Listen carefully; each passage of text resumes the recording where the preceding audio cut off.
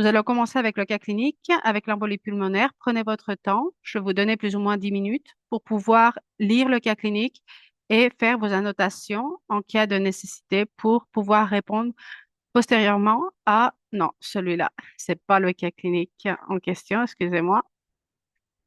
J'ai tellement de cas cliniques que je me suis trompée, pardon. Embolie pulmonaire. Je l'ai ici. Elle est pas loin. Ta, ta, ta. Si vous avez des questions sur le fonctionnement de la classe, c'est le moment. Vous pouvez me le dire, il n'y a aucun problème. C'est bon, je l'ai. C'est correct. Présentation, je vais y aller. Allons-y. Des petits problèmes techniques, c'est ce qui est, c'est ce qui arrive de temps en temps avec les sessions en direct. Mais bon, pas grave. On va bien gérer. Bienvenue au débat clinique appelé embolie pulmonaire. Nous allons commencer avec la mise en situation. Vous avez 10 minutes pour la lire, prendre vos notes et après nous allons commencer à poser les questions. Quelqu'un voudrait lire le cas clinique? Levez la main.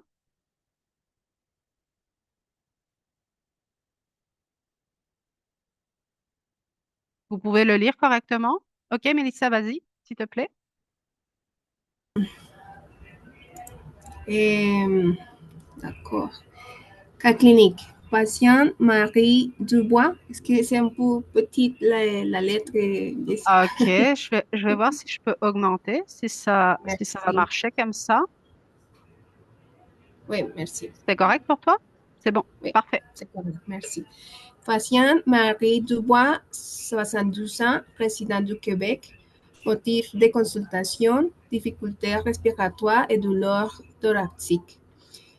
Histoire clinique, antécédents médicaux, hypertension artérielle contrôlée, chirurgie récente de remplacement de la hanche il y a 3 semaines, médicaments actuels, amlodipine 5 mg diet, habitude, non fumeuse, consommation occasionnelle d'alcool. OK, on va continuer avec les symptômes actuels. Vas-y, s'il te plaît. Apparition soudaine de Disney, difficulté à respirer il y a 2 jours, douleur thoracique aiguë aggravée par la respiration profonde, examen physique, tension artérielle, 100, 130 Mhm. sur 85 mg, Millimètre mercure. millimètres de mercure, merci. Fréquence cardiaque, 110 battements par minute. Battements Oui, par minute. battement, exactement. Fréquence respiratoire de 24 respirations par minute. Saturation en oxygène, 89% en air ambiant. Auscultation, bruit respiratoire diminué au bas pulmonaire.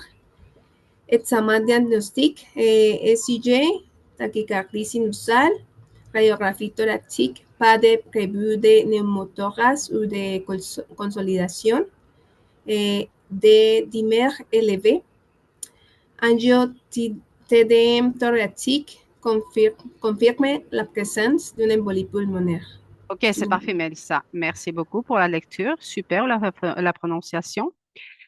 Avez-vous des questions avant de commencer à poser la première question du cas clinique? Y a-t-il des termes, y a-t-il des mots, y a-t-il quelque chose dans le vocabulaire qui vous est, disons que, pas connu, que vous ne savez pas qu'est-ce que ça veut dire? Tout le monde sait ce que veut dire que Madame Dubois prend 5 milligrammes d'amlodipine diet. OK. Le diet, ça veut dire qu'elle prend le médicament une fois par jour. D'accord? Ce sont les acronymes, les abréviations que nous allons utiliser au fur et à mesure que nous allons commencer à travailler tout ce qui est à voir avec le FADM. D'accord? La feuille d'administration de médicaments, il va y avoir plein d'abréviations qui vont être à connaître et à avoir en compte pour faire la première des choses pour reconnaître la prescription médicale, mais après aussi pour faire vos notes d'évaluation infirmière, parce que sinon, si vous n'utilisez pas les abréviations, vous allez avoir vraiment beaucoup de complexité à pouvoir gérer les notes d'évolution infirmière. Oui, Angel? Excuse-moi.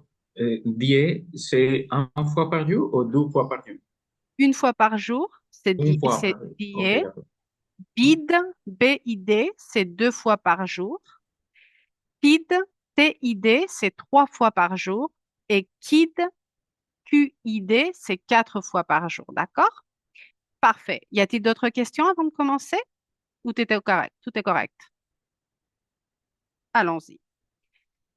Quels facteurs de risque ont contribué au développement de l'embolie pulmonaire dans ce cas?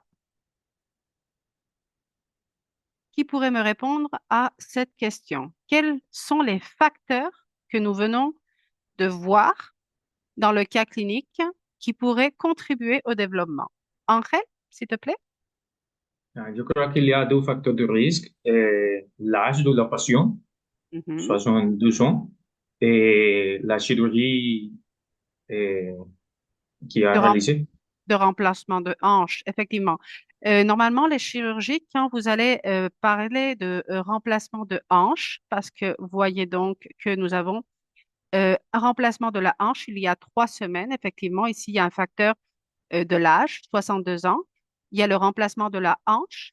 Et normalement, vous allez toujours le voir. Je n'ai pas voulu poser les acronymes parce que je voulais pas, disons que commencer à parler de trop d'informations, mais vous allez le reconnaître par PTH, d'accord? Quand vous allez voir chirurgie de PTH, prothèse totale de hanche, d'accord?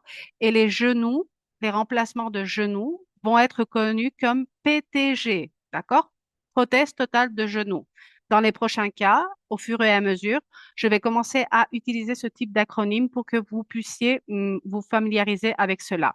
C'est correct, effectivement, Angel, mais il y aurait une troisième possibilité. Qu'est-ce qui arrive avec ce type de patient après ce type de chirurgie? Normalement, ce sont des patients qui ont des mobilisations précoces, non? Mais il pourrait y avoir aussi comme certaines difficultés à la mobilisation. Alors, ça serait un autre facteur à tenir en compte, la possibilité d'avoir, disons que, des problèmes de mobilisation postérieurement à ce type de chirurgie. C'est parfait. Merci. La réponse a été répondue. Allons-y avec la prochaine question. Quelle est l'importance du dédimère dans le diagnostic de l'embolie pulmonaire?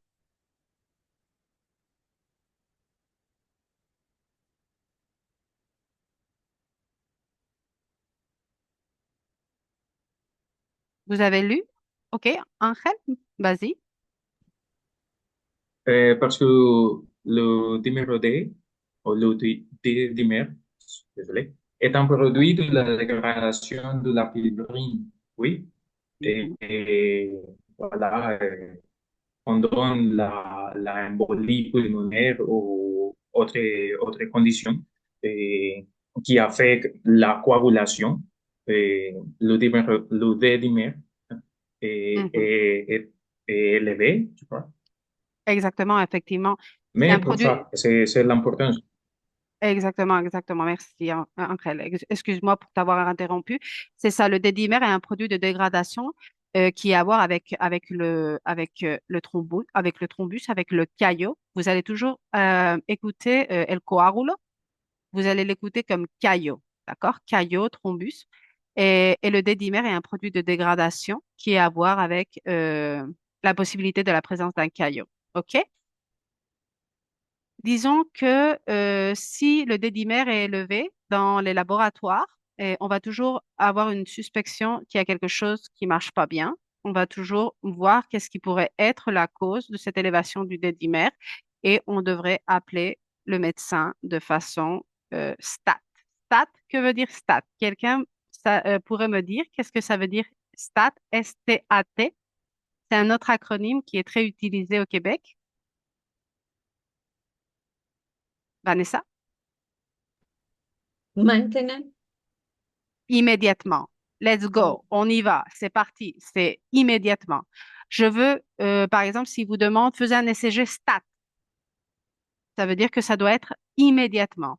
Quand on fait une demande d'une personne, par exemple, quand il y a une complication dans un code bleu et on demande une infirmière ou un infirmier ou un préposé ou quoi que ce soit et on le demande de stat, ça veut dire que réellement, il y a un risque pour la vie du patient dans un code. Et si on demande de stat des examens paracliniques ou des examens de laboratoire, ça veut dire qu'il y a une suspicion de quelque chose qui pourrait être dangereux pour le patient et il faut donner priorisation complète à cette prescription qui pose le mot stat. Quelles considérations spéciales doivent être prises en compte lors de l'initiation du traitement de l'anticoagulant?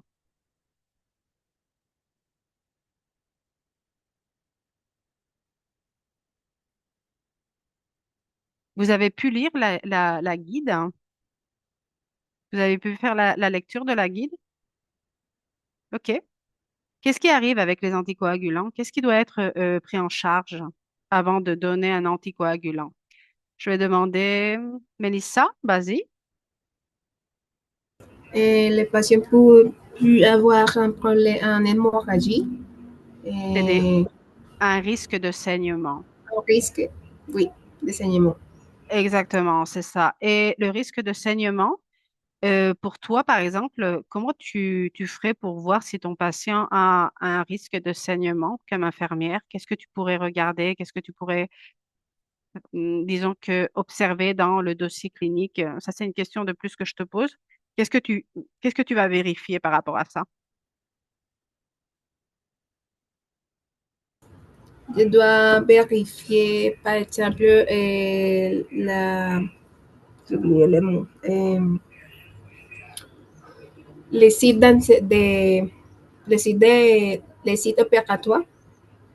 Euh, Plus que le site opératoire, imagine-toi que tu vas faire la prescription de l'anticoagulant. Tu es l'IPS ou tu es le médecin et tu vas donner un anticoagulant. Quelles seraient, par exemple, les données que tu peux trouver dans le dossier clinique qui pourraient te dire, OK, je ne vais pas donner l'anticoagulant? Quels seraient les paramètres que tu pourrais regarder pour faire une bonne évaluation et ne pas donner l'anticoagulant?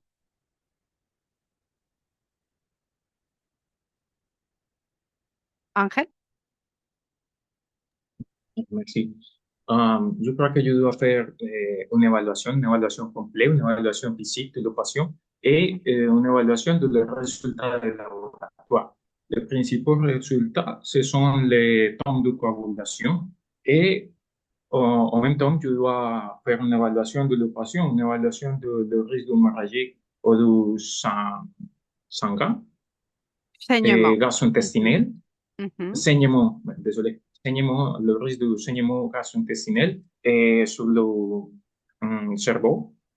Exactement. Il Et pourrait je y dois avoir un risque évaluer. d'hémorragie cérébrale. Exactement. Ça serait, disons que quand tu donnes un anticoagulant, tu peux, c'est pas simplement la plaie chirurgicale, d'accord, parce que la plaie peut saigner, mais les risques sont plutôt, par exemple, que le patient ait des problèmes gastriques, il peut y avoir des saignements au niveau gastrique, au niveau intestinal, au niveau d'un possible saignement avec un AVC hémorragique, etc. Non, si par exemple le patient a des antécédents dans la famille où il y a eu des AVC hémorragiques, ou lui-même a eu un AVC quelques années avant, ça serait, disons que des facteurs à tenir en risque et regarder et vérifier sur le dossier. Aussi, il y aurait quelque chose de plus à vérifier sur le dossier, c'est les possibles interactions avec certains médicaments. Vous ne pensez pas comme moi? Il pourrait y avoir certains médicaments qui pourraient faire des réactions adverses avec les anticoagulants. Il y a quelque chose qui arrive beaucoup au Québec, c'est qu'il y a beaucoup de personnes qui prennent des médicaments de façon en vente libre. D'accord? Ça veut dire qu'il n'y a pas de prescription. Ils arrivent, ils achètent les médicaments. Il y a beaucoup de médicaments qui sont disponibles dans les pharmacies et ils prennent les médicaments, ils ne disent absolument rien, au médecin, ni à l'infirmière, ni à l'IPS, à personne. On commence à donner des anticoagulants et il peut y avoir des réactions adverses. Ça veut dire que il faut vraiment faire attention Et même si vous avez le dossier qui est complètement rempli et revu et disons que fait par le médecin qui traitant qui a pris en charge le patient, hum, par rapport à mes conseils, je vous dirais de toujours vérifier quel médicament en vente libre prend le patient au moment de l'admission. Vous le connaissez, il arrive de la chirurgie. Monsieur, madame, enchanté, je suis votre infirmière, votre infirmier. Prenez-vous des médicaments à la maison qui ne sont pas prescrits par le médecin. Prenez-vous des infusions parce que ça m'est arrivé. Ça m'est arrivé de façon que la patiente faisait des hypotensions. C'était pas un risque de saignement. Personne ne savait qu'est-ce qui lui arrivait. Et elle chutait la tension de façon horrible. Il n'y avait pas de saignement, tous les laboratoires étaient corrects, mais j'avais fait une observation, c'est qu'elle urinait trop. Et il y a eu un moment que je lui ai demandé, Madame, qu'est-ce que vous êtes en train de boire? Elle était en train de prendre un diurétique. Un diurétique avec, disons qu'une complication qu'elle avait. Elle n'avait rien dit, ni au médecin, ni aux infirmières qui étaient à sa charge dans les quarts antérieurs de travail. Et j'arrive la nuit et je la vois qu'elle était avec une systolique de 86. Je lui dis, mais madame, je comprends vraiment pas qu'est-ce qui arrive. Et je voyais qu'elle buvait énormément d'une bouteille qui était en métal. Je lui dis, qu'est-ce que vous êtes en train de prendre? Elle me dit, ah non, mais c'est une infusion qu'on boit beaucoup dans mon pays. C'est un diurétique. Ça y est. C'était la cause de l'hypotension. Elle avait un problème de base et le diurétique était en train de lui faire perdre aussi une grande part de la volémie qui était nécessaire pour pouvoir la stabiliser au niveau tensionnel. D'accord? Voyez l'importance de toujours de cibler quels sont les médicaments en vente libre que prennent les patients. Quelles sont les alternatives de traitement si le patient présente des contre-indications de l'anticoagulation? Toutes les réponses sont dans la guide, hein? Toutes. Quelqu'un veut répondre à la question?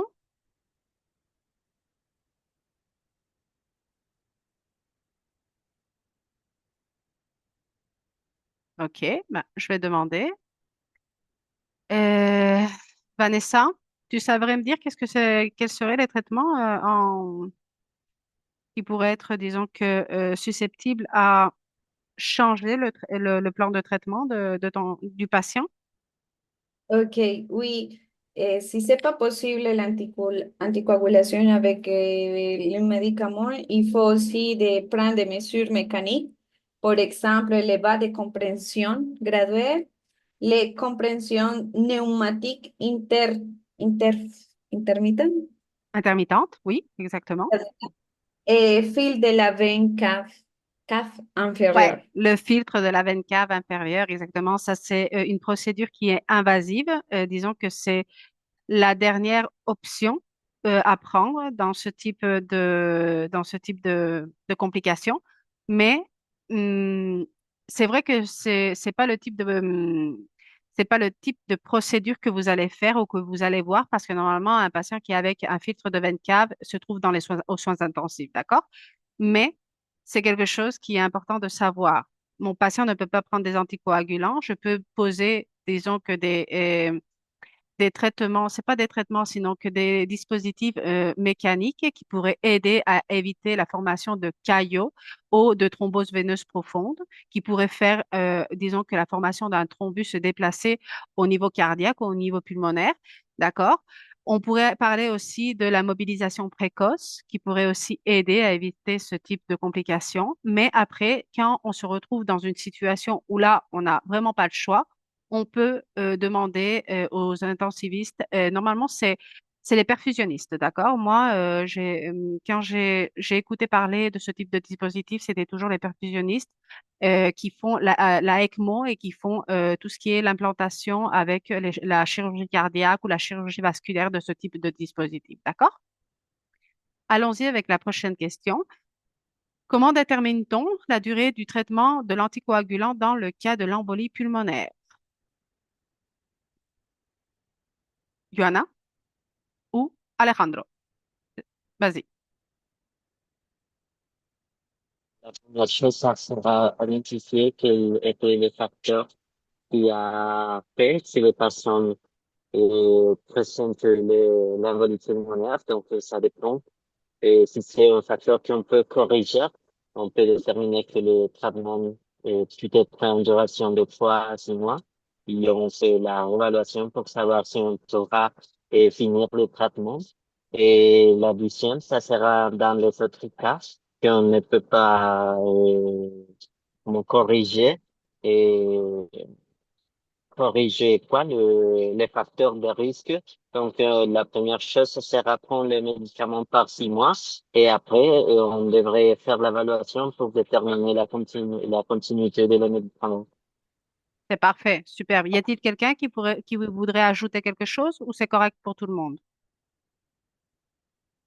Parfait. Allons-y avec la prochaine question. Quel rôle jouent les filtres de veine cave dans la gestion de l'embolie pulmonaire? Cherchez dans vos guides. Vous les avez à la main. Je vais vous donner le temps de chercher parce que justement, j'ai préparé les guides avec toutes les réponses des questions pour que vous puissiez faire la lecture et que vous puissiez vraiment répondre de façon optimale. D'accord? Nelly, tu serais, tu pourrais répondre à cette question, s'il te plaît? Oui, c'est justement de filtrer, euh, de choisir ou d'éviter les pas de, de caillots sur les plans de la circulation sanguine qui doit aller directement sur les organes tels que Exa- les poumons. Exactement. C'est éviter le passage de ce caillot et disons que ce qu'on va faire, c'est que on va essayer de stopper le caillot, on va essayer de le retenir et que celui-là n'arrive pas à se loger dans les poumons et finir par une embolie pulmonaire ou une atteinte cardiaque due à que c'est des organes cibles. Vous savez que faire une embolectomie, par exemple, dans les membres inférieurs, c'est quelque chose que normalement, ce qu'on fait, ben, il va toujours y avoir, disons que des problèmes d'ischémie, mais c'est vrai que c'est beaucoup plus facile à gérer un caillot au niveau de l'iliaque, par exemple. On va rentrer, on va faire une incision ou deux incisions, on va rentrer avec des tubes qu'on va passer par-dessus du caillot. On va gonfler un ballon et on va sortir le caillot, d'accord, avec une petite incision. Et c'est pas la même chose disons que c'est beaucoup plus compliqué de gérer une atteinte d'un caillot au niveau du cœur ou du poumon que au niveau une atteinte des membres inférieurs. C'est quelque chose qu'on peut arriver à gérer de façon très rapidement. On rentre en chirurgie, on fait une embolectomie, on fait sortir le caillot, c'est fini. Mais si on arrive au poumon, on arrive au cœur, il y a vraiment un très grand risque pour le patient. OK, c'est parfait. Y a-t-il quelque chose que vous voulez ajouter par rapport à ça ou c'est correct pour vous? OK. Allons-y avec la prochaine question. Quelle est l'importance de la réhabilitation post-opératoire pour prévenir les événements thromboemboliques? Thromboemboliques, pardon. Keynis, tu pourrais me répondre, s'il te plaît? Oui, merci. Yo creo que la importancia de la rehabilitación postoperatoire pour prévenir en première instance l'apparition d'un caillot pour l'utilisation aussi de moyens de compresión pneumatique. Mais la très importante, c'est la mobilisation précoce du patient pour éviter la formation de cette caillot. Effectivement, c'est ça. Y a-t-il quelque chose de plus qui serait à tenir en compte, à faire? Qu'est-ce que vous en pensez? Quelqu'un dirait quelque chose de plus? Ou vous êtes complètement d'accord avec la réponse de Keynis? C'est correct?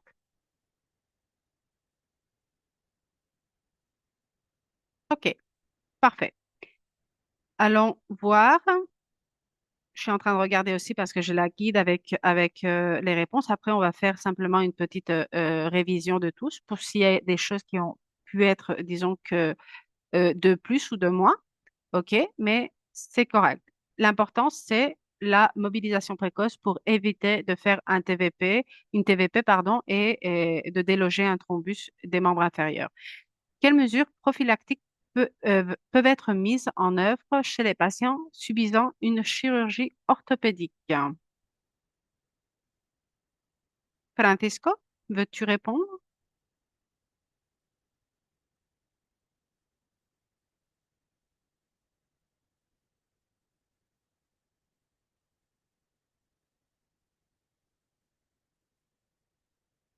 Quelles sont les mesures qui peuvent être prophylactiques?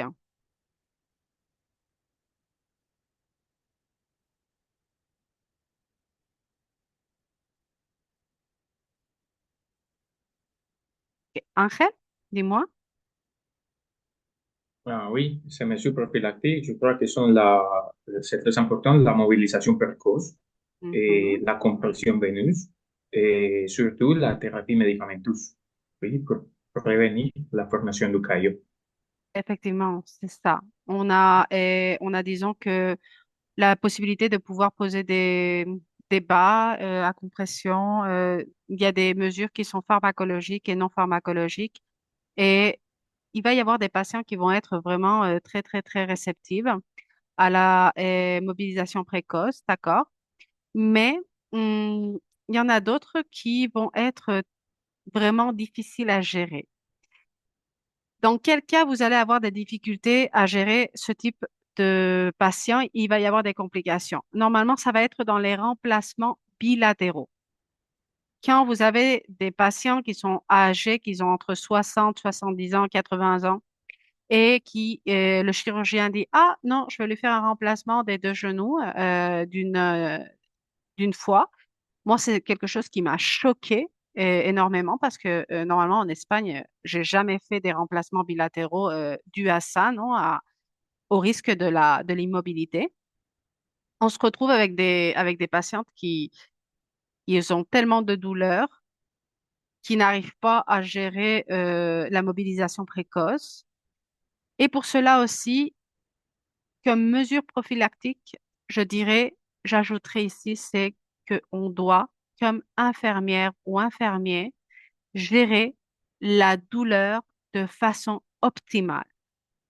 Ça veut dire que patient qui va être mobilisé par la physiothérapie en avance, on a 30 minutes d'avance où on doit prendre notre FADM et dire, OK, qu'est-ce que j'ai comme médicament prescrit? Cette patiente ou ce patient va être mobilisé de façon, disons que forcée. Il va y avoir beaucoup de douleur, beaucoup de résistance. J'ai du tramadol, j'ai de l'hydromorphone. Moi, ce que je faisais dans ces cas, c'est que antérieurement à la thérapie, je donnais du tramadol. 100 mg, normalement, les prescriptions vont être toujours ouvertes entre 50 et 100 mg de tramadol par voie orale. Et moi, ce que je vais faire, c'est que je vais donner 100 mg de tramadol si le patient a pris du tramadol antérieurement. Si le patient n'a pas pris du tramadol, je vais aller avec la dose minimale, d'accord?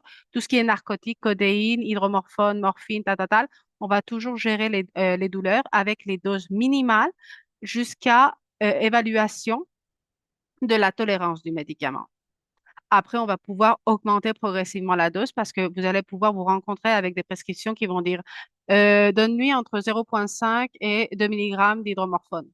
Et c'est à toi de dire, je lui donne 0,5, je lui donne 1, je lui donne 1,5, je lui donne 2, je lui donne combien? Si le patient est naïf, ce qui veut dire qu'il n'a jamais pris de médicament, on va commencer avec 0,5. On a un temps de surveillance, un temps qui est le pic d'action. Durant le pic d'action, on peut augmenter et compléter les doses.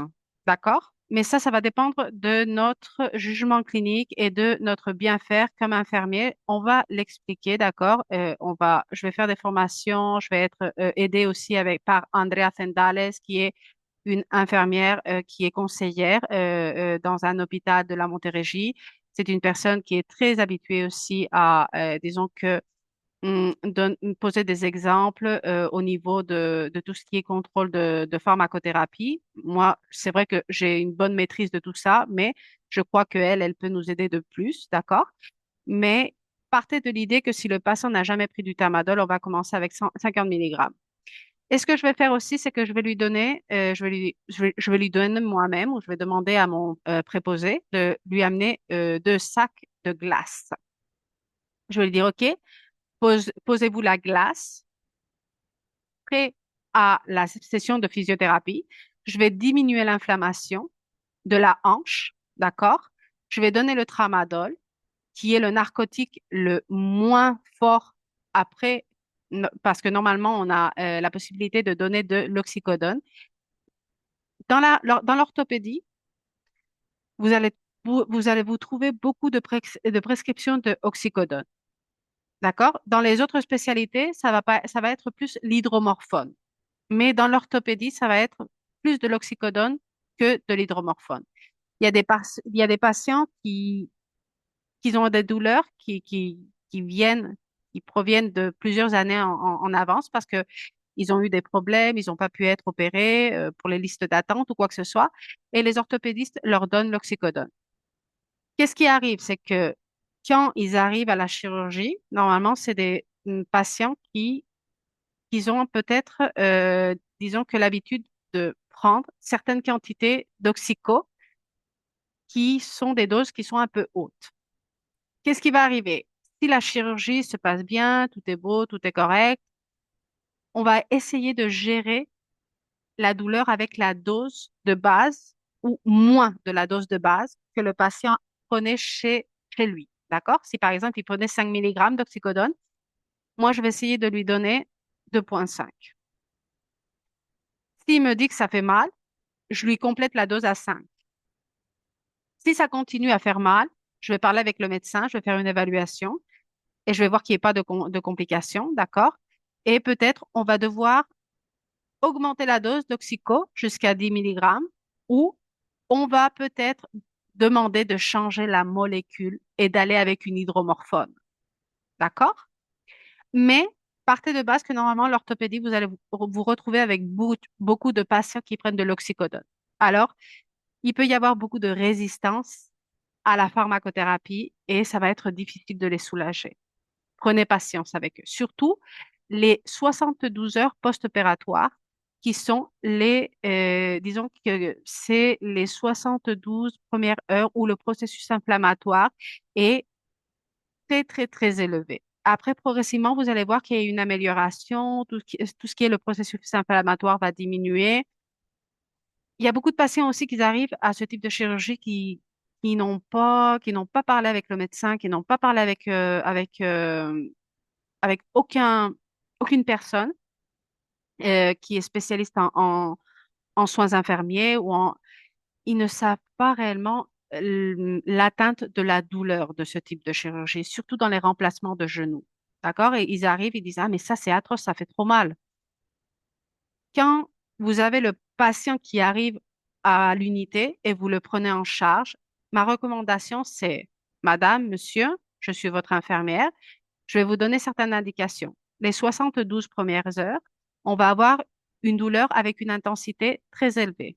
On va devoir gérer la douleur de façon optimale. Postérieurement à ces 72 heures, si la douleur continue à être avec le même niveau de douleur ou increscendo, faites attention parce qu'il y a une complication. Rappelez-vous que c'est un processus qui va être de plus à moins. Si ça commence tout doux et ça commence à augmenter, faites attention parce qu'il peut y avoir des complications au niveau de syndrome de Loge, un caillot, une ischémie. Il peut y avoir beaucoup de choses qui pourraient être en jeu, d'accord? Si la douleur va en augmentation. Alors, bon, la gestion de la douleur est vraiment à tenir en compte comme mesure prophylactique avant les séances de physiothérapie. Et après, quand le patient arrive de la séance de physiothérapie, vous pouvez faire la même chose, traiter avec du froid, des sacs de glace et donner, par exemple, l'hydromorphone ou l'oxycodone. D'accord? Donnez toujours le médicament qui est le moins fort pour commencer la session de physiothérapie et donner le plus fort pour soulager la douleur post-mobilisation. D'accord? Tout le monde est d'accord avec ça ou ça serait le contraire pour vous? C'est correct? D'accord. Allons-y avec la prochaine question. Voyons si elle veut. OK, c'est bon. Comment traiter un cas d'embolie pulmonaire massive dans le contexte des urgences? Hmm, ça fait peur, hein? Qu'est-ce qui arrive normalement? Vous allez vous retrouver avec quoi? Qu'est-ce qui va arriver avec une situation d'urgence?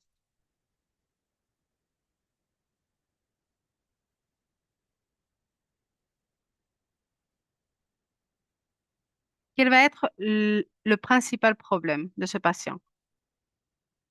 Ça va être respiratoire, non? OK. Qu'est-ce qu'on fait par rapport à ça?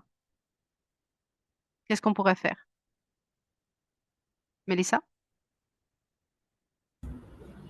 Et on peut administrer de l'oxygène. On peut positionner le patient pour qu'il puisse respirer mieux. Et, Exactement, on va, disons que, optimiser la position du patient pour faciliter son oxygénation, d'accord? oui. Ce qui a à voir avec l'oxygène, je suis d'accord avec toi, mais il faut faire un avertissement. L'oxygène est un médicament, d'accord? Ça veut dire que vous devez avoir la prescription du médecin dans l'ordonnance individuelle de ce patient. Je vous expliquerai ce que c'est que l'ordonnance individuelle et l'ordonnance collective. Qu'est-ce que c'est qu'un NRSI, un MSI? Je vais vous expliquer absolument tout parce que ça, c'est le grand problème du contexte québécois. C'est comment les soins infirmiers sont gérés à travers de protocoles, d'accord? Et si le patient a une ordonnance individuelle ou le médecin traitant te coche comme quoi tu peux poser de l'oxygène si ton patient est en désaturation, tu vas pouvoir poser l'oxygénothérapie. Une autre chose que tu pourrais faire aussi, c'est par rapport à la difficulté respiratoire, c'est si tu trouves que le patient a vraiment trop de difficultés, ça, je ne l'ai pas posé dans la guide, c'est pour ça que je vais vous le dire, c'est appeler l'inhalothérapeute STAT. Il y a une inhalothérapeute ou un inhalothérapeute qui est toujours sur les étages ou comme de garde, d'accord? Vous pouvez lui dire à votre auxiliaire ou à votre préposé, appelle-moi l'inhalothérapeute STAT parce qu'on va y aller avec une complication respiratoire. Je ne sais pas si on va finir avec une intubation. Demande-lui de venir, comme ça, il va faire l'auscultation, il va voir, il va vous aider au niveau de du système respiratoire, d'accord? Après, quel serait un autre pas à faire? Normalement, tous les patients ont un accès vasculaire, normalement. Non? On a toujours une voie périphérique, on a toujours un gelco qui est posé dans les patients qui sont en hospitalisation post-opératoire. Mais si nous n'avons pas de voie intraveineuse, la première des choses qu'on doit faire, c'est poser un accès veineux. STAT. Et pas un petit accès veineux. On va poser un gelco avec un 18 ou un 16 Gauches, d'accord? Pour pouvoir vraiment gérer une bonne administration de médicaments, de fluidothérapie ou de quoi que ce soit, les traitements nécessaires en ce moment. OK? On va appeler le médecin. On va faire la demande d'appeler le médecin STAT immédiatement. Parce que là, on pourrait se retrouver avec une demande d'intervention chirurgicale immédiate, mais aussi, ils nous disent que l'administration d'héparine non fractionnée par voie intraveineuse pour prévenir le caillot. Moi, personnellement, OK, je suis dans une embolie pulmonaire massive, post-opératoire. Si j'ai mon héparine qui est posée, ça va pas être quelque chose que je vais poser de nouveau, non. Si c'est quelque chose qui est nouveau et que mon patient n'a pas d'héparine, ça pourrait être quelque chose à tenir en compte, de dire, OK, passe-moi le téléphone. Vous, vous pouvez vous trouver dans la situation de être situe avec le patient dans la chambre, avoir le téléphone portable dessus et avoir le médecin au téléphone et lui dire, OK, la situation hum, est vraiment grave.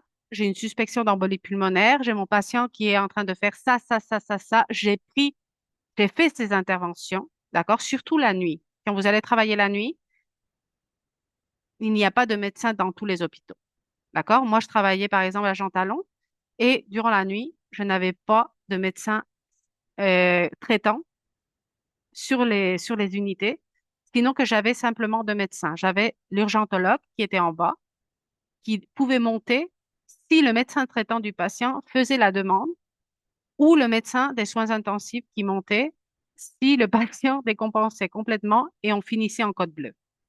D'accord? Imaginez-vous la situation, la responsabilité. Si vous allez à un hôpital qui est un peu plus grand, comme un hôpital universitaire, comme Sacré-Cœur, là, vous pouvez vous retrouver qu'il y a des résidents. Mais ne croyez pas que le résident va aller faire l'évaluation du patient de façon gratuite. Vous allez devoir lui donner toutes les données qui vont lui dire, OK, cette situation est vraiment grave et je dois me déplacer à aller voir ce patient.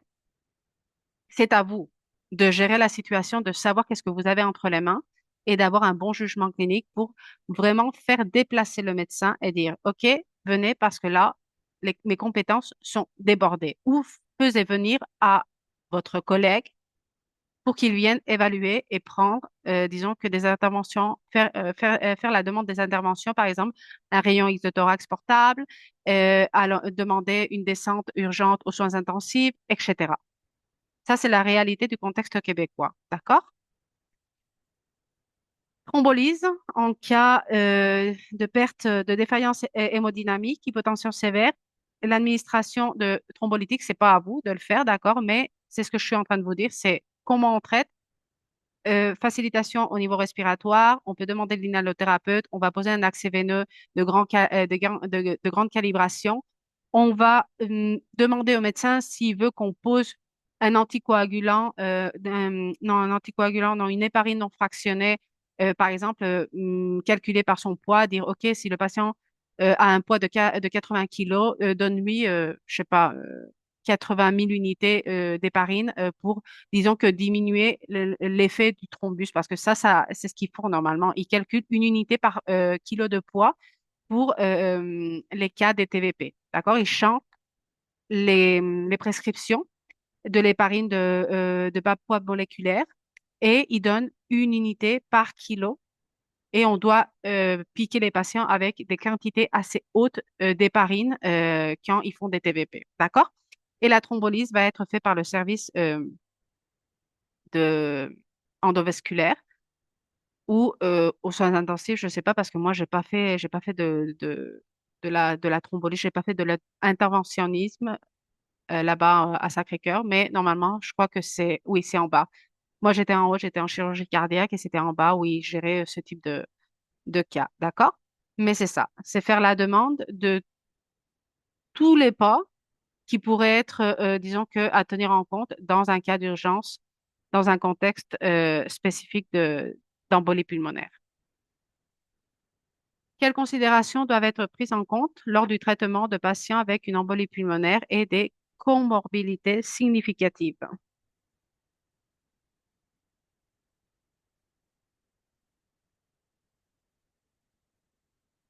Quelqu'un veut répondre?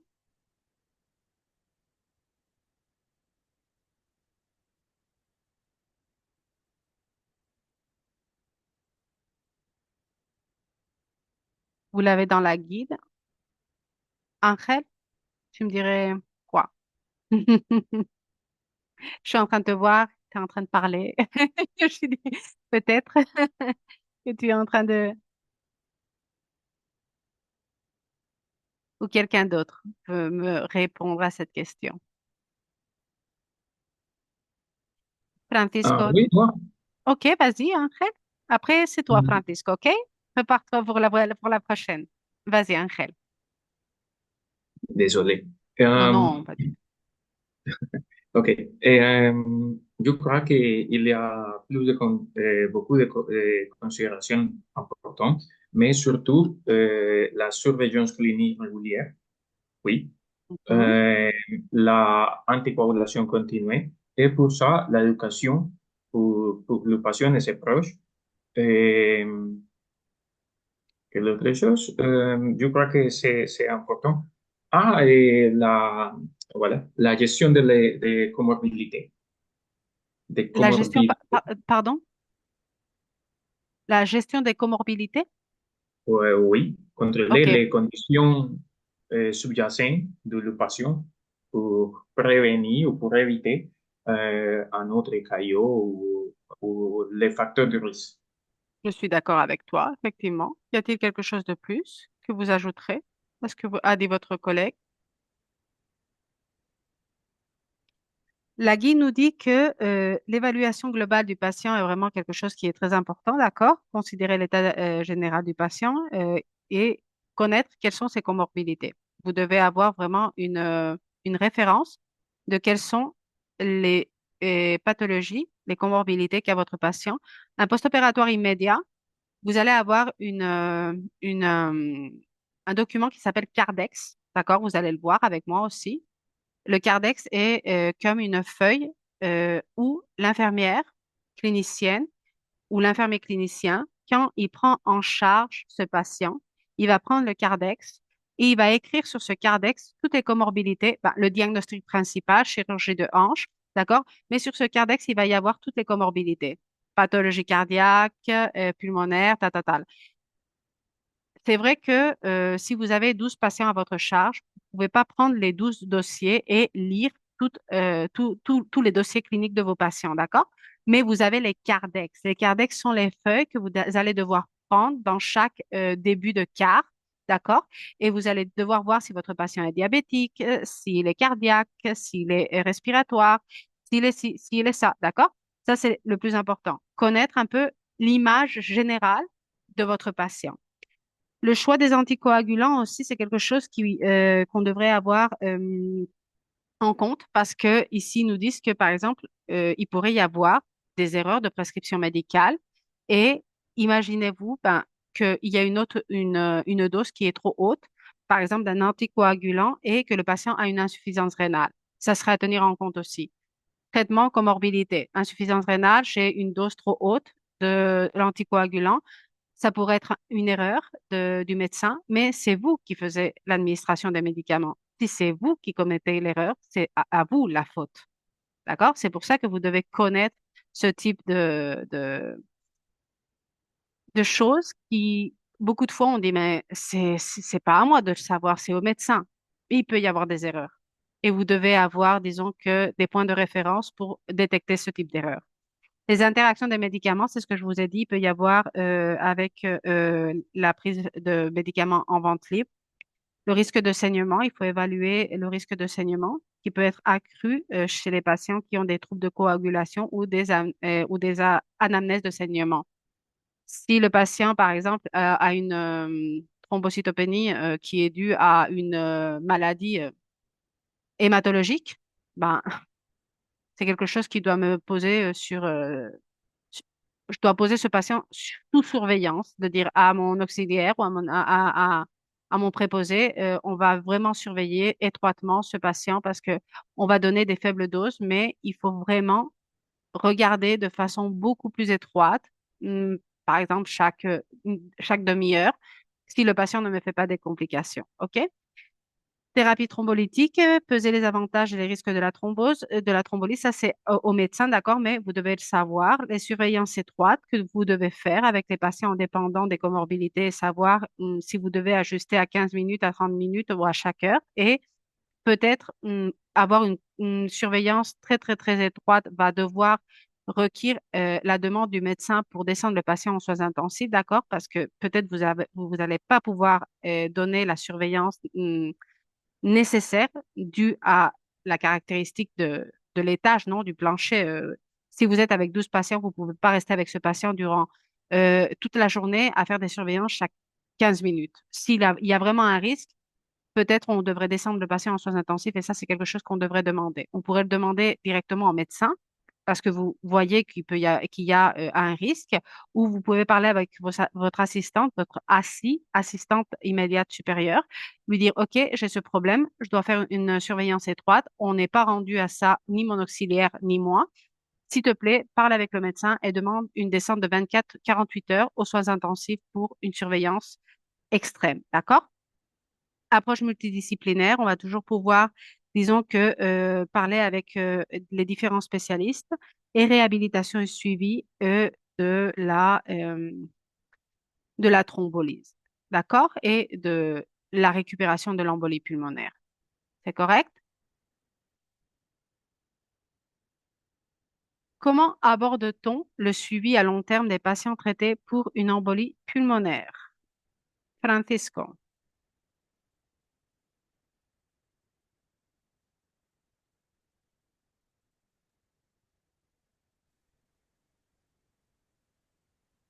Tu m'éc- je- Comme, ok? oui, Oui, est-ce que vous m'écoutez? oui, je t'écoute, c'est correct. Ok. Ok. Euh, c'est une évaluación inicial Mhm, ah, de ese antecedente familiar. mhm. ¿Qué traitement si él connaît euh, un autre malade pulmonaire, respiratoire? Mhm. Là, il y a quelque chose dans la question qui te dit que c'est un suivi à long terme. D'accord? C'est un patient que tu as traité, d'accord, qui a eu une embolie pulmonaire et tu es en train de le suivre. Tu es l'infirmier qui a charge de lui et qui doit surveiller que son état est stable. D'accord? Il y a eu la phase, disons que il a passé l'embolie.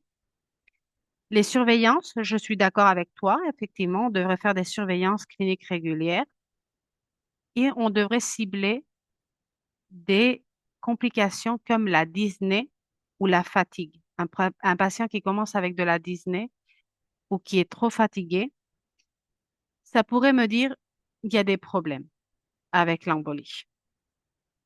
On doit surveiller aussi l- que le traitement de l'anticoagulation soit bien administré. Tu es d'accord avec moi, Francesco? Mhm. Oui.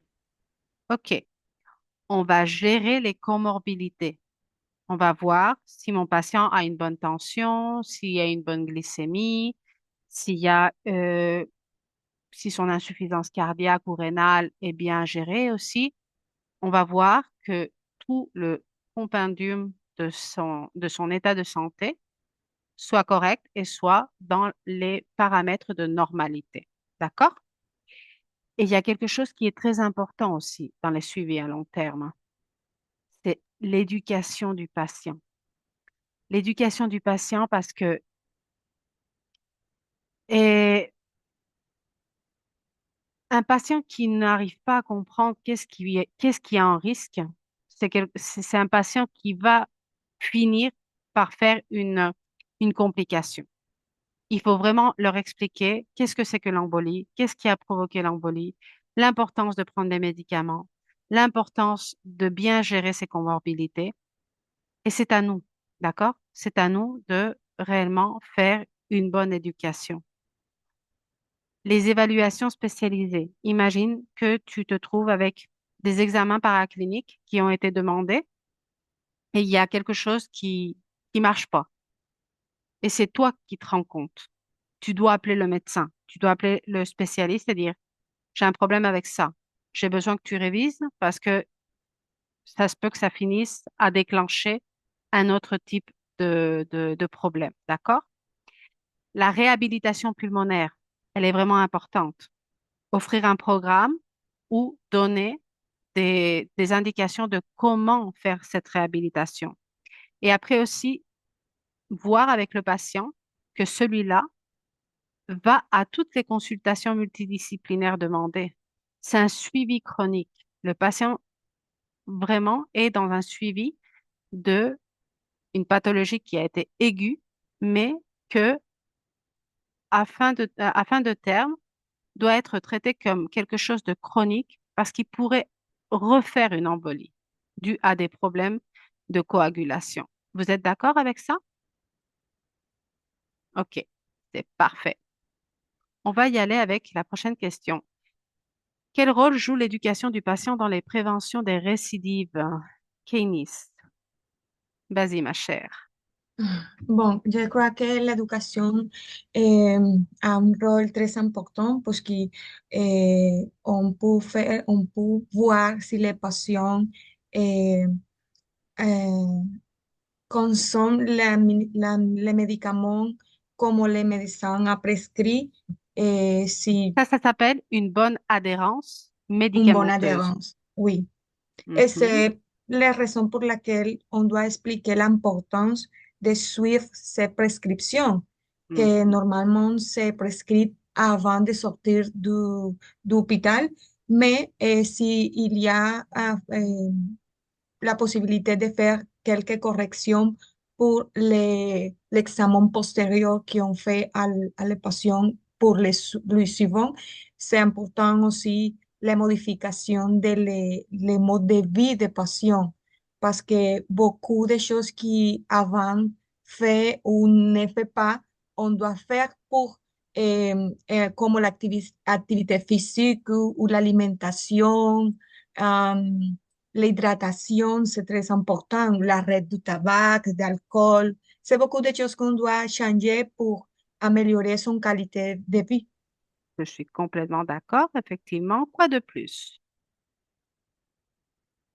Qu'est-ce qu'il y aurait de plus? Par exemple, euh, tu pourrais aussi lui expliquer l'importance du suivi médical, non? De venir à toutes ces consultations, de faire tous ces examens paracliniques, etc. Et il y a quelque chose aussi qui est très, très, très important, les signes d'alerte. Qu'est-ce qui peut arriver si tu ressens ça, si tu ressens l'autre? Il faut vraiment éduquer aux patients sur les signes et symptômes qui vont poser sa vie en risque. On doit leur indiquer, dyspnée, essoufflement, fatigue extrême, changement dans l'état mental. Tout ça va nous montrer une hypoxie, des changements comportementaux, mais c'est pas simplement au patient. C'est au patient et à l'aide qui est avec lui ou avec elle, d'accord? Le, le proche aidant, pardon, j'arrivais pas à trouver le mot, le proche aidant. Il faut faire l'éducation autant du patient comme de la famille ou de la personne qui va être avec la personne qui est avec le malade. D'accord? Super, Keynes. On y va avec la prochaine. Comment adapte-t-on la gestion de l'embolie pulmonaire pour les patients de différents groupes d'âge?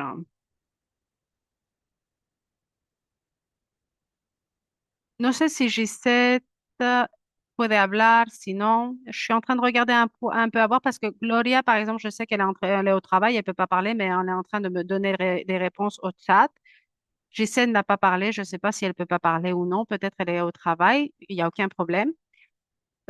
Johanna, qu'est-ce que tu me dirais par rapport à ça?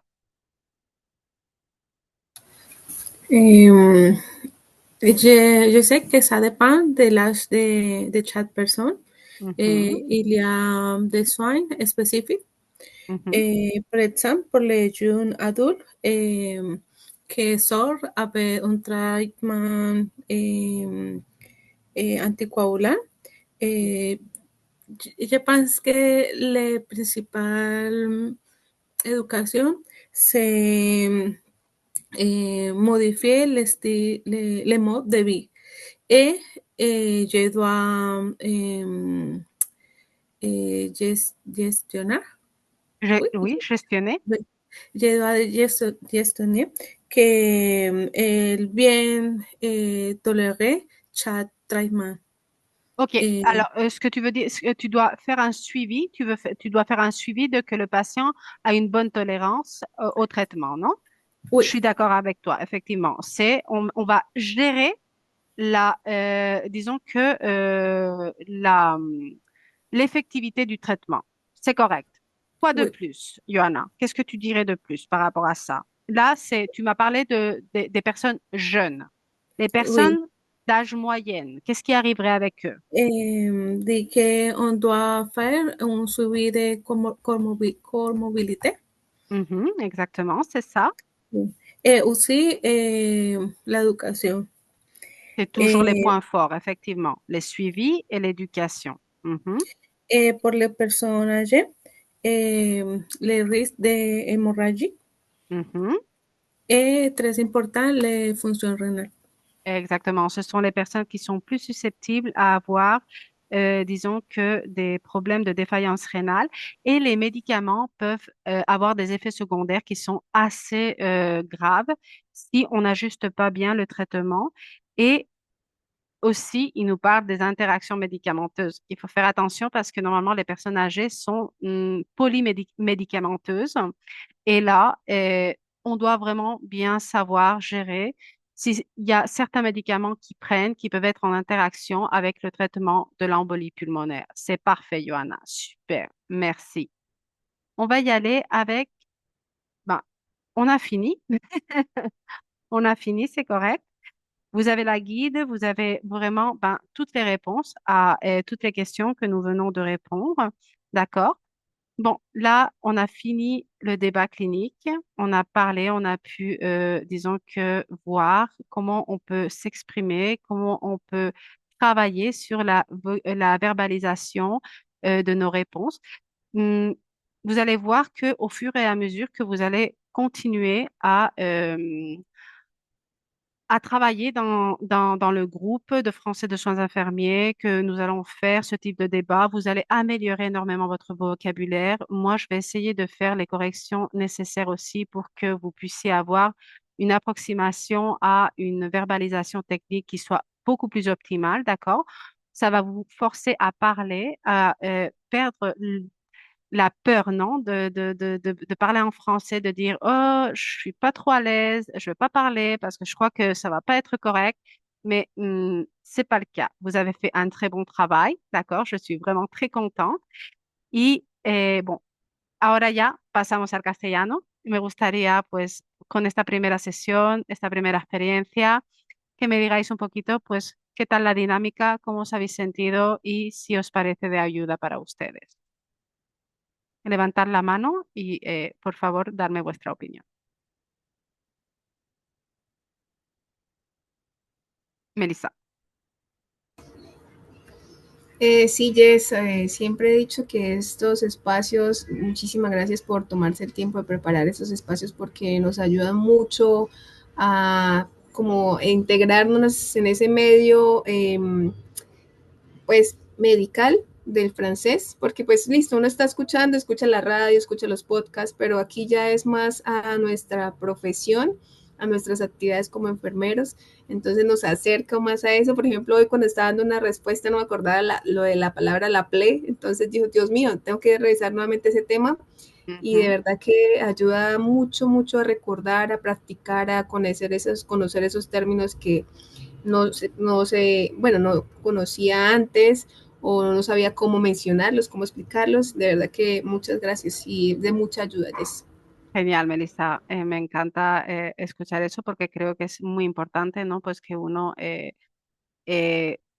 sienta ese aprendizaje y a medida de que vayáis avanzando, sí que es verdad que Melissa pues es una alumna que ya lleva cierto tiempo conmigo, ha hecho diversas formaciones, entonces bueno, pues yo también decirte, Melissa, que he notado también una evolución increíble en ti, o sea, te lo dije en su momento de que notaba que tenías un buen nivel, pero progresivamente has ido mejorando y sé que con esto y con este trabajo que vamos a realizar vas a ir todavía increciendo y va a ser pues un poco la parte que os faltaba, ¿no? La aproximación a la práctica clínica, que es lo que necesitáis y que o sea, os ubique en casos, en contextualizaciones, en cosas, en revisión de protocolos, que luego en cada medio es diferente, pero creo que desde que no estamos en la facultad, a lo mejor ya no hemos vuelto a tocar lo que es el- el- un embolismo pulmonar, ¿no? Porque a lo mejor no hemos tenido casos que han ocurrido, ¿no? Pues ya revisamos, ok, pues tengo que hacer esto, tengo que hacer lo otro, y yo pues os voy a introducir en pequeñas cosas que son de especial importancia, como cuidado con los protocolos individuales, cuidado con los protocolos colectivos, cuidado que en el medio de Quebec se funciona, si tenéis estas figuras a las que podéis llamar, podéis solicitar y trabajar de esta manera con vuestra triad, etcétera, y etcétera. Esa es la finalidad, ¿no? Practicar el francés, revisar conocimientos médicos y de enfermería, de intervenciones de enfermería, mejorar nuestro lenguaje técnico, pero también ya como que focalizarnos de decir, tengo estos recursos y los tengo que utilizar. Cuando ustedes llegan sin este tipo de formaciones sobre lo que es los medios clínicos, ustedes no conocen los recursos que tienen hasta que no se ven en la situación. Entonces yo creo que realmente la importancia de estas formaciones es esto. ¿De acuerdo? Vanessa, Hola Jessy, no, bueno, hola, pues mi niña. primeramente agradecerte por el tiempo, la dedicación, la pasión que haces siempre. Si bien llevo mucho tiempo contigo, pero siento que nos cogiste como bebecitas y ahora que tenemos un cierto nivel, en serio, siento que les debo muchísimo a toda la comunidad, a ti también. Estos espacios son extremadamente maravillosos. Animo a los nuevitos que de pronto están llegando, de que esto es una inversión muy grande y están en el mejor lugar. No, no hay una persona más idónea que tú para podernos enseñar con ese amor, con esa paciencia. No, en Gracias, serio. cariño mío. La agradezco. verdad, o sea, somos amigas, es miembro de mi grupo de colaboración, o sea, de la comunidad. Vanessa tiene una relación muy estrecha, pero Vanessa empezó como alumna mía. Entonces, realmente ha llegado a ser pues parte de nuestros grupos de colaboración, pero es una persona que inició desde cero y que ha ido progresando vertiginosamente y estoy muy orgullosa de ti, muy orgullosa de todo el esfuerzo que has realizado y que sé que en breve vas a tener que enfrentar esta práctica y sabes que voy a estar ahí contigo, pero vamos, levantándote día a día en lo que haga falta. Así que te quiero muchísimo y sabes que eres muy especial para mí. Francisco, Buenas tardes, buenas buenos tardes. días aquí de donde yo soy, de México. Primero darle las gracias por el espacio, por la oportunidad de poder integrarnos a este grupo. Es verdad que el sueño para muchos de nosotros es ir y trabajar en nuestra profesión, que es la parte de enfermería. Sin embargo, los protocolos que se llevan a cabo en Canadá, específicamente Quebec, francófona, son muy distintas a los que nosotros manejamos en nuestros países. Y conocer estos protocolos nos adentra a este espacio de manejo de pacientes, que son pacientes distintos a los de nosotros, porque en primera se comunican en su lengua. Si yo quiero ejemplificar aquí, puedo decir que en el hospital donde yo trabajo no necesito hablarle al médico para yo proporcionar oxígeno a un paciente que está desaturando a 70, 80 por ciento. Y yo le coloco de inmediato puntas nasales, verifico signos vitales, cómo se eleva su saturación, si no responde subirlo a una mascarilla simple, una mascarilla reservorio y veo la evolución del paciente. Ujú. Sin embargo, en Quebec el protocolo es completamente diferente. Es prescribir como parte medicamentoso Tiene que el estar oxígeno. prescrito, exactamente, tiene que estar Correcto, prescrito en la ordenanza individual del paciente para poder instaurar esa terapia. Entonces es ahí es correcto. donde son puntitos en los cuales, a ver, sinceramente, si lo hacéis en una situación de realmente de saturación o de riesgo para el paciente, el médico no os va a decir nada. Pero si, por ejemplo, el paciente acaba en hipercapnia porque tiene una comorbilidad de que no se ha detectado en un primer momento y ustedes han puesto el oxígeno y no estaba prescrito en esa ordenanza individual, daros por seguro de que ese médico se va a proteger y se va a blindar y va a decir, no, es que yo no he autorizado la administración del oxígeno y entonces ustedes van a acabar teniendo problemas y hasta el registro de vuestra profesión puede estar en riesgo por culpa de estas cosas.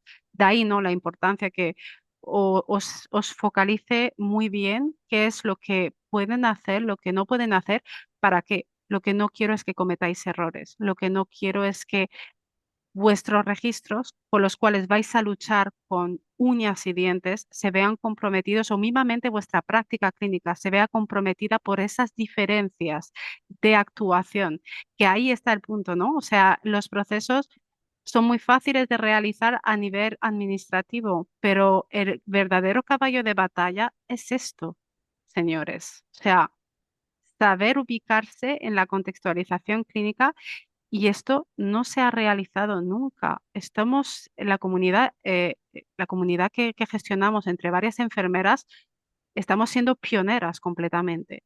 El tomar los profesionales desde el extranjero y decirles, ok, vamos a prepararos, en vez de tener una formación de solamente una semana con un montón de información que satura al profesional y que no llega a hacerle entender y gestionar muchas cosas, vamos a tomarlo con tiempo, vamos a resolver casos clínicos, vamos a ver los protocolos, vamos a realmente hacer mucho hincapié en qué es lo que se puede hacer, lo que no se puede hacer y que ustedes no cometan errores que pongan en riesgo vuestra práctica clínica, porque muchos de los profesionales que han fallado en las prácticas clínicas o han tenido problemas es porque por esa falta de tiempo de adaptación, ni más ni menos, no porque no tenga las competencias.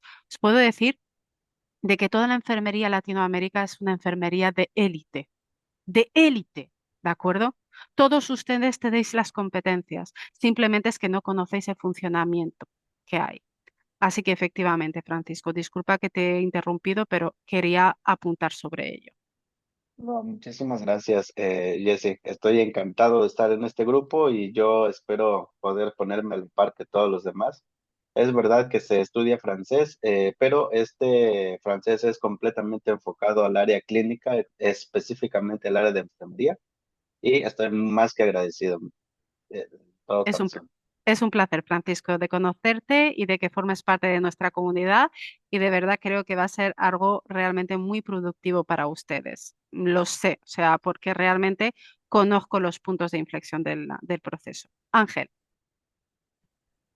Bueno, muchísimas gracias por la oportunidad, muchísimas gracias a Jessica también pues por ese esfuerzo que hace adicional por apoyarnos, por acompañarnos en todo este proceso. Es la primera vez que estoy acá también, de hecho es la primera vez que participo en alguna de sus sesiones.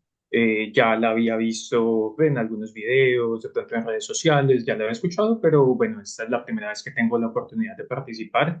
Me ha gustado mucho la dinámica, la metodología en el grupo del WhatsApp también. Me ha permitido fortalecer algunas cosas, eh, sobre todo ese lenguaje técnico que a veces pues no es fácil encontrar con quién estudiarlo o con quién repasarlo y bueno, ha sido muy, muy interesante. Espero pues poder seguir participando de estas actividades y seguir pues conociendo un poco más y profundizando un poco más en toda esta parte. es un, Entonces, de nuevo, creo que algo de resaltar, por lo menos considero que lo más importante aquí es agradecer por ese esfuerzo que usted está haciendo para ayudar, ¿sí? es un gran Eso, placer, Ángel, de verdad. eso para mí es muy, muy valioso y no, estaré atento entonces a todo lo que se venga. Muchísimas Perfecto. gracias. Gracias por tus palabras, Ángel. Bienvenido a la comunidad. Espero que también sea, como lo he dicho a Francisco y a los nuevos llegados, una comunidad que realmente os permita crecer, apoyaros. Las que ya llevan mucho tiempo aquí, como Vanessa, como Melissa, Deli, yo sé que también está arrastrada por la comunidad desde hace mucho tiempo a través de otras compañeras, aunque no había tenido, digamos que, la posibilidad de intercambiar demasiado con ella, ¿no? Pero Gloria, que Gloria es también una de mis colaboradoras, simplemente, o sea, la finalidad de la comunidad es el apoyo, el respeto, el orientar, o sea, de que si no se puede ser egoísta, sino que realmente hay que apoyarse los unos a los otros para que los procesos sean óptimos, ¿de acuerdo? El hecho de que uno diga, no, es que yo aquí me ha tocado duro y al otro le tiene que tocar duro, yo esta mentalidad quiero erradicarla ya, pero desde ya. Y por desgracia, esto es algo como que yo me he dado cuenta que ocurría mucho, ¿no?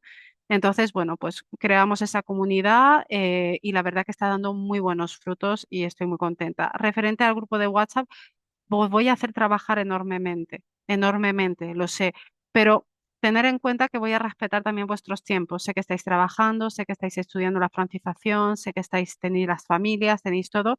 Yo simplemente lo que voy a hacer es volcar trabajo. También habrá momentos en los cuales yo a lo mejor necesite un tiempo de break porque tenga situaciones personales. Va a ser una reciprocidad. Yo os entiendo a ustedes, ustedes me entienden a mí.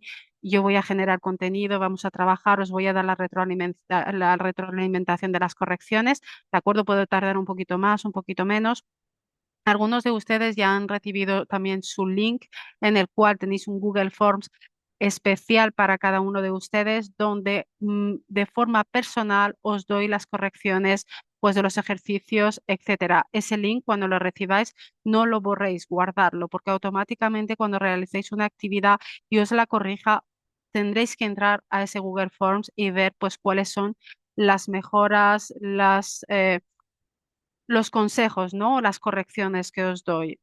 Puedo hacerlo a través del WhatsApp personal, puedo hacerlo a lo mejor un comentario en el grupo o puedo hacerlo a través de ese Google Forms. Yo siempre pues tendré esos tres canales. A través del grupo yo no soy mucho de rectificar, no me gusta, ¿de acuerdo? O sea, soy más de si algo me resulta muy sorprendente, siempre voy a decir maravilloso, pero si hay alguna cosita que yo tenga que rectificar, siempre lo voy a hacer en privado. No me gusta, me gusta alentar en público, pero rectificar me gusta hacerlo en privado, ¿de acuerdo? Entonces, esa es mi dinámica. Gloria, mi Gloria, Hola, mi Jessy, mi buenas tardes a diamante. todos. Ay, cómo extrañaba estos espacios tan maravillosos, Jessy. Lo único que te puedo decir es gracias, gracias por todo y pues bienvenidos a todos los nuevos miembros de esta comunidad. De verdad que un abrazo bien fuerte de bienvenida. Y pues nada, escuchando allá raticos, mientras antes estaba pronando un paciente. Trabajando como siempre, pero nada, Entonces, pero poquito. bueno, Tú divino, también todo tienes excelente. el cronómetro echado y sabes que todas estas cosas, todos estos espacios, pues te vendrán bien para esa llegada, ¿no? Que lo digo y lo vuelvo a decir, el hecho de que me haya vuelto a España son por razones mías propias. No voy a entrar en detalles, ¿de acuerdo? Porque creo que no es la finalidad de este Ujú. espacio, pero aunque yo esté aquí en la distancia, ustedes me tendrán y lo que tendrán es una comunidad creada por Andrea Centales y por mí, en la cual hemos trabajado muy duramente para que las personas que pertenezcan a ella realmente, o sea, sean personas de soporte, personas con muchísima integridad, personas que realmente aman, quieren y fomentan la comunidad, pero porque tenemos una ética y unas bases muy, muy, muy, muy, muy cuidadas de lo que realmente se debe saber hacer o llevar a través del proceso. El proceso es como una escalera, paso a paso, paso a paso, paso a paso. Uno no puede pensar, Ujú. cojo una escalera mecánica y estoy aquí abajo y he llegado arriba. El que piense esto porque por desgracia se ha vendido mucho de eso de que era muy fácil, quitaronlo de la mentalidad.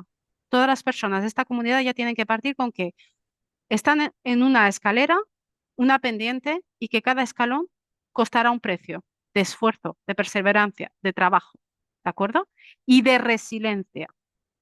Cuando se llega al final, va a haber momentos en los cuales vais a querer abandonarlo todo porque es lo que estáis viviendo en vuestros países, lo que vais a vivir en la práctica clínica, lo que vais a vivir con el CEPI, lo que vais a vivir con la preparación del examen de la orden y lo que vais a tener que vivir también con el examen del Office Québécois para lograr el registro. Y cuando lleguéis al registro vais a estar extenuados, cada uno y cada uno, o sea, cada uno de ustedes. Ya os lo aviso, es una maratón. Por lo tanto, las maratones se hacen de forma progresiva poco a poco y trabajando de forma inteligente y no creyendo de que esto es fácil ni es rápido. Se tiene que dedicar tiempo, ¿de acuerdo? Dicho esto, si no hay más preguntas, si no hay nada más, dime, Joana. Hola Jessy, hola compañeros. Pues yo soy Encantada. nueva en la comunidad. Yo la seguí desde hace un tiempo, pero pues realmente no había tenido la oportunidad de tomar estos espacios con usted. Agradezco muchísimo porque sé que no es fácil y sobre todo pues porque ya cambio de país, volverse a adaptar, muchas cosas no es fácil, pero agradezco mucho el tiempo que nos brinda. Aparte de esta formación educativa, también agradezco los tips que nos da para hacer la documentación. Por lo menos la semana pasada estaba muy embolatada con la grille comparative y yo, Dios mío, ¿cómo hago esto? Y precisamente subió el video y yo, fue como una luz que tuve. La Entonces grille agradezco por comparativa estar. es muy compleja y Sí, de eso agradezco mucho por depende estar. la práctica clínica. Es muy compleja, pero hay que trabajarla muy duro por eso. Sí, muchísimas gracias por todo esto y porque siempre, al igual que usted y Andrea, cualquier duda que he tenido les escribo y siempre han estado ahí. Es un placer, Joana, de verdad. Me gusta oír de que te ha ayudado ese video. Si tenéis alguna cosa que veáis que puede ser de interés de que yo genere el contenido, lo que sea, no os privéis, me mandáis un mensaje, me lo decís y encantada realizaré los contenidos porque tengo muchas ideas, ¿no? Pero es como que voy progresivamente. Pero si hay alguna cosita que puede ser de priorización, mandarme ese mensaje que yo con gusto lo priorizaré. Muchas gracias, Joana, y bienvenida, cariño. Muchas gracias. Hola Gisette, encantada. Hola, buenas tardes, ¿cómo están? Bueno, al igual que soy nueva, primera vez que participo, cuando usted me llamó, bueno, no pude compartir porque realmente estoy en un nivel muy bajo de francés, la comprensión eh, fue un poco dificultosa, pero sí cogí muchos tips, me encantó, sé que cada cosa que usted hace nos va a ser de gran ayuda, pues a lo que lleguemos a la inmersión de lo que es la práctica, pues profesional. Y no, al igual que todos, agradecida con usted, muchas gracias. Igual Es un también estoy con placer. la compañera, iniciando pues la grillete súper enredada, pero estoy esperando como tener un poquito más del nivel para poderla iniciar, porque si no es realmente difícil pues comprender y eso cuando uno no tiene el idioma por lo menos ahí adecuado. Siempre, disculpa Gisette, siempre lo aconsejo porque muchísima gente me escribe para que los asesore, ¿no? Porque yo normalmente lo que hago es que o asesoro directamente o ya últimamente lo que hice fue crear una formación específica para lo que es la GRI, pero uno no se puede meter en ese berenjenal, como decimos en España, con un nivel inicial del idioma, porque es como que no va a llegar a poder contextualizarla de forma, a ver, se puede hacer, pero se tiene que hacer con demasiado esfuerzo. Entonces, tómatelo con tiempo, eso sí que es verdad, siempre ten en cuenta los tiempos de la orden, de la apertura de dossier de la orden. Ningún proceso tiene que tener una fecha, digamos, interpuesta, simplemente son a nivel documental, ¿no? Pues que la orden una vez que se abre, se apertura, pues corre el tiempo, por eso siempre lo aviso. La orden no es necesario abrirla cuando iniciamos el proceso de decir, no, es que estoy apenas empezando con el idioma y ya abro la orden y ya lo hago todo. No, no. O sea, yo, todas las personas que he asesorado, por ejemplo, Alejandro, el chico que estaba en clase, que ha tenido que desconectarse, es una de las personas que ha asesorado. Gloria, Vanessa, Melissa no llega a asesorarla, pero sí que le he dado clases, pero yo siempre lo digo, o sea, los tiempos de los procesos tienen que ser muy bien estipulados para que ustedes no pierdan dinero y no pierdan recursos, porque una vez que se abre es como que todo va a correr prisa, correr prisa, correr prisa. No, no, no hay prisa. Lo que tengo que hacer es asentar muy bien mis conocimientos de francés y trabajar de forma óptima. ¿Que tarda un poquito más, que tarda un poquito menos? Bueno, pues igual ese tiempo es necesario para realmente llegar con seguridad y de que las prácticas clínicas sean óptimas. Yo siempre lo digo. Hay muchos testimonios en las redes de que esto es maravilloso, esto sale muy bien, esto es difícil. etcétera, etcétera. Yo soy un poco pues como el cuervo negro, se me tacha como el cuervo negro de decir, no, es que usted habla de fracasos. Yo no hablo de fracasos solo y únicamente. Yo, por ejemplo, soy un ejemplo claro de que se puede lograr, de que se hace, pero yo no me pongo como ejemplo nunca porque yo soy francófona y encima soy una enfermera que provengo de especializaciones muy fuertes, ¿lo entiendes? Entonces, como que el medio clínico para mí ha sido duro, por otros aspectos más que por el idioma y por lo que es la dificultad. ¿Qué es lo que he encontrado de duro? Pues el adaptarme al sistema, el conocer pues todos estos documentos que me hubiera encantado saber. Se logra, se trabaja, se hace, no quiere decir de que sea imposible, pero hay que tener realmente la mente en decir, tengo que trabajar duro en ello. No es algo que voy a llegar y por el simple hecho de llegar y haber hecho un proceso desde el extranjero me lo van a regalar. No, si tienen que tirar para atrás la práctica clínica, lo harán. Entonces, ustedes tienen que llegar con todos los recursos a nivel lingüístico y también a nivel de preparación, ¿de acuerdo? Pero no quiere decir de que yo sea no, no, ustedes no lo van a lograr. Todo lo contrario, si no, no estaría aquí. No estaría dando estas clases y no estaría realmente preocupándome por la formación de los enfermeros para que lo logren de forma óptima y sin padecer tanto, porque ha habido mucho padecimiento en las oleadas anteriores de enfermeros. Y la salud mental también es muy importante en esto. Y también recordar que este proceso es familiar, no es solo de ustedes. Toda la familia tiene que trabajar en el idioma. Es un trabajo en unión, ¿de acuerdo? Dicho esto, muchísimas gracias, Lisette, por esas palabras. Bienvenida a la comunidad. Cualquier cosa que necesites, aquí estaremos. Y a partir de esta tarde, ahora cuando ya me desocupe de hacer unas cositas, os voy a mandar un enlace. Vais a tener un quiz de 99 preguntas sobre el embolismo pulmonar para que lo podáis hacer. Tenéis la opción en la plataforma de ponerlo con voz. Si lo ponéis con voz, vais a escuchar las preguntas con la fonética, ¿de acuerdo? No sé si os habéis dado cuenta de eso, pero si le dais clic a la voz, os dicta las preguntas y eso os ayudará también a la escucha y de la comprensión de las palabras técnicas y de todo el vocabulario que hay en los quiz, ¿de acuerdo? Cualquier duda, cualquier pregunta quedo a vuestra disposición. Disfrutar de fin de semana y nos vamos hablando el lunes a través del grupo de Français en Soins Infirmiers. Un abrazo. Muchísimas gracias por vuestra colaboración y presencia. Un abrazo. Muchas Muchas gracias. gracias, Jessie. Gracias. Luego, Muy buena clase, gracias. Chao, chao.